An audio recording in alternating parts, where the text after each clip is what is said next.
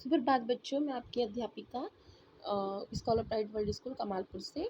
आज मैं आपको इस जल में प्रलय पाठ का आगे का भाग आपको पढ़ाऊंगी।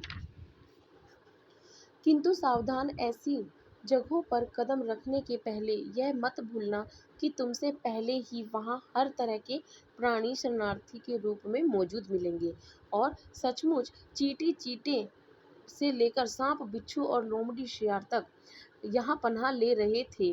भादुड़ी जी की हिदायत थी कि हर नाव पर पकाही पकाही घाव पानी में पैर की उंगलियां सड़ जाती हैं, तलवों में भी घाव हो जाता है कि दवा दिया सलाई की डिबिया और किरासन तेल लेना रहना चाहिए। और सचमुच हम जहाँ जाते खाने पीने की चीज से पहले पकाही घाव की दवा और दिया सलाई की मांग होती। 1949 उस बार महानंदा की बाढ़ से घिरे वापसी थाना के एक गांव में हर पहुंचे हमारी नाव पर रिलीफ के डॉक्टर साहब थे। गांव के कई बीमारों को नाव पर चढ़ाकर कैंप ले जाना था। एक बीमार नौजवान के साथ उसका कुत्ता भी कुई कुई करता हुआ नाव पर चढ़ आया। डॉक्टर साहब कुत्ते को देखकर भीषण भयभीत हो गए और चिल्लाने लगे, आ रे कुकुर नहीं, कुकुर नहीं, कुकुर को भगाओ। बीमार नौजवान छप से पानी से में उतर गया। हमारा कुकुर नहीं जाएगा तो हम हूँ नहीं जाएगा। अर्थात वो कह रहे थे कि ये कुकुर नहीं जाएगा तो हम भी नहीं जाएंगे। फिर कुत्ता भी छपाक पानी से में गिरा। हमारा आदमी नहीं जाएगा तो हम हूँ नहीं जाएगा।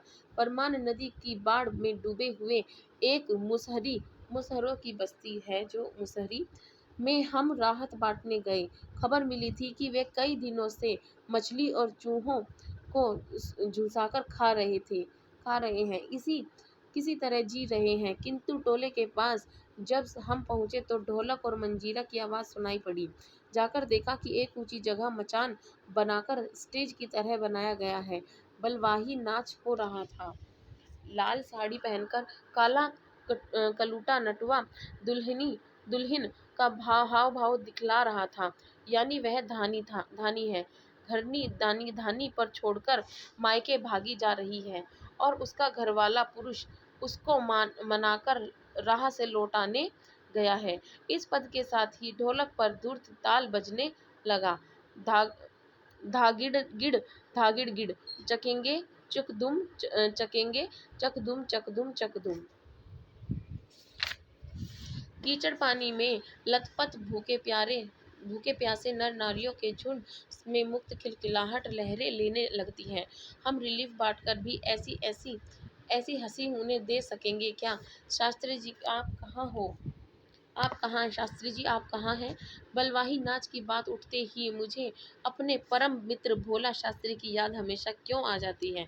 यह एक बार 1937 में सिमरवनी शंकरपुर में बाढ़ के समय नाव को लेकर लड़ाई हो गई थी। मैं उस समय बालचर अर्थात बॉय स्काउट था। गांव के लोग नाव के अभाव में केले के पौधे का भेला बनाकर किसी तरह काम चला रहे थे और वहीं जमींदार के लड़के नाव पर हारमोनियम तबला के साथ झिंझिर जल विहार करने निकले थे। गांव के नौजवानों ने मिलकर उनकी नाव छीन ली थी। थोड़ी मारपीट भी हुई थी और 1967 में जब पुनपुन का पानी राजेंद्र नगर में घुस आया था, एक नाव पर कुछ सजे धजे युवक और युवतियों की टोली किसी फिल्म में देखे हुए कश्मीर का आनंद घर बैठे लेने के लिए निकली थी। नाव पर स्टोव जल रहा था, केतली चढ़ी हुई थी, बिस्कुट के डिब्बे खुले हुए थे। एक लड़की प्याली में चम्मच डालकर एक अनोखी अदा से नेस्कैफे के पाउडर को मथ रही थी, एक्सप्रेसो बना रही थी। शायद दूसरी लड़की बहुत मनोयोग से कोई सचित्र एवं रंगीन पत्रिका पढ़ रही थी। एक युवक दोनों पाँव को फैलाकर बांस की लग्गी से नाव खेल रहा था। दूसरा युवक पत्रिका पढ़ने वाली लड़की के सामने अपने घुटने पर कोहनी टेककर कोई मनमोहक डायलॉग बोल रहा था। पूरे वॉल्यूम से बजते हुए ट्रांजिस्टर पर गाना आ रहा था। हवा में उड़ता जाए मेरा लाल दुपट्टा मलमल का। हो जी, हो जी।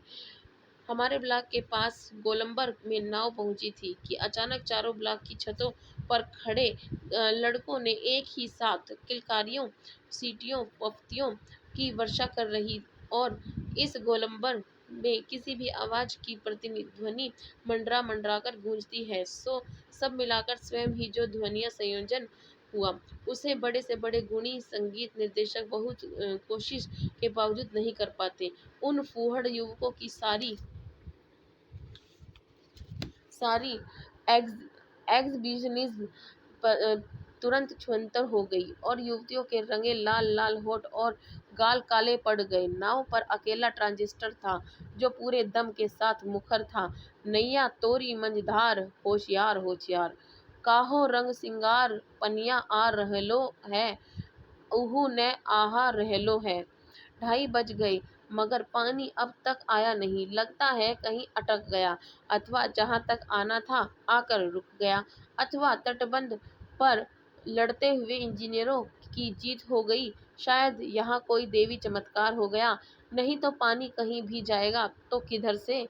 रास्ता तो किधर से ही है, इधर से ही है। चारों ब्लॉकों के प्राय सभी फ्लैटों की रोशनी जल रही है, बस बुझ रही है। सभी जगे हुए हैं। कुत्ते रह रहकर सामूहिक रुदन करते हैं और उन्हें राम सिंगार की मंडली डांटकर चुप करा देती है। चुप चुप। मुझे अचानक उनके उन मित्रों और स्वजनों की याद आई जो कल से ही Pataliputra colony, Shri Krishnapuri boring road के अथाह जल में घिरे हैं। जितेंद्र जी, विनीता जी, बाबू भैया, इंदिरा जी पता नहीं कैसे हैं, किस हाल में है वे। शाम को एक बार पड़ोस में जाकर टेलीफोन करने के लिए चोगा उठाया। बहुत देर तक कई नंबर डायल करता रहा। उधर सन्नाटा था, एकदम कोई शब्द नहीं, टुंग फुंग कुछ भी नहीं। बिस्तर पर करवट लेते हुए फिर एक बार मन में हुआ कि कुछ लिखना चाहिए, लेकिन क्या लिखना चाहिए? कुछ भी लिखना संभव नहीं। और क्या जरूरी है कि कुछ लिखा ही जाए? नहीं। फिर स्मृतियों को जगाऊं तो अच्छा। पिछले साल अगस्त में नरपतगंज थाना चक्करदहा गांव के पास छाती भर पानी में खड़ी एक अप्रसन्न परछावा हमारी और गाय की तरह टुकुर टुकुर देख रही थी। नहीं, अब भूली बिसरी याद नहीं, बेहतर है आंखें मूंदकर सफेद भेड़ों के झुंड देखने की चेष्टा करूं। उजले उजले सफेद भेड़ों के झुंड, किंतु सभी उजले भेड़ अचानक काले हो गए। बार बार आंखें खोलता हूँ, मूंदता हूँ, काले को उजला करना चाहता हूँ। भेड़ों के झुंड में भूरे हो जाते हैं। उजले भेड़, काले भूरे किंतु उजले उजले गेहुए रंग के भेड़। ओई ओई ध्याखो, ऐसे गेछे जल झकझोर कर मुझे जगाया गया। घड़ी देखी, ठीक 5:30 बजे रहे थे। सवेरा हो चुका था। आ रहलो है पनिया, पानी आ गेलो। और राम सिंगार हो मोहन रामचनर, अरे ओ। आगे आंखें मलता हुआ उठा पश्चिम की ओर। थाना के सामने सड़क पर मोटी डाली की शक्ल में मुंह में झाग फेन लिए पानी आ रहा था। ठीक वैसा ही जैसा शाम को कॉफी हाउस में के पास देखा था। पानी के साथ साथ चलता हुआ, किलोल करता हुआ बच्चों का एक दल उधर पश्चिम दक्षिण कोने पर दिनकर अतिथिशाला से, और आगे बस्ती के पास बच्चे क्यों रहे हैं? नहीं, बच्चे नहीं, पानी है। वहाँ मोड़ है, थोड़ा अवरोध है, इसलिए पानी उछल रहा है। पश्चिम उत्तर की ओर ब्लॉक नंबर 1 के पास पुलिस चौकी के पिछवाड़े में पानी का पहला रेला आया। ब्लॉक नंबर 4 के नीचे सेठ की दुकान की बाएं बाजू में लहरें नाचने लगी। अब मैं दौड़कर छत पर चला गया। चारों ओर शोर, कोलाहल, कलरव, चीख पुकार और पानी का कलकल रव, लहरों का नर्तन। सामने फुटपाथ को पार कर अब पानी हमारे पिछवाड़े के सशक्त बहने बहने लगा। गोलंबर के गोल पार्क के चारों ओर पानी नाच रहा है। आ गया है, आ गया। पानी बहुत तेजी से बढ़ रहा है, चढ़ रहा है। करंट कितना तेज है। सोन का पानी है, नहीं, गंगा जी का है।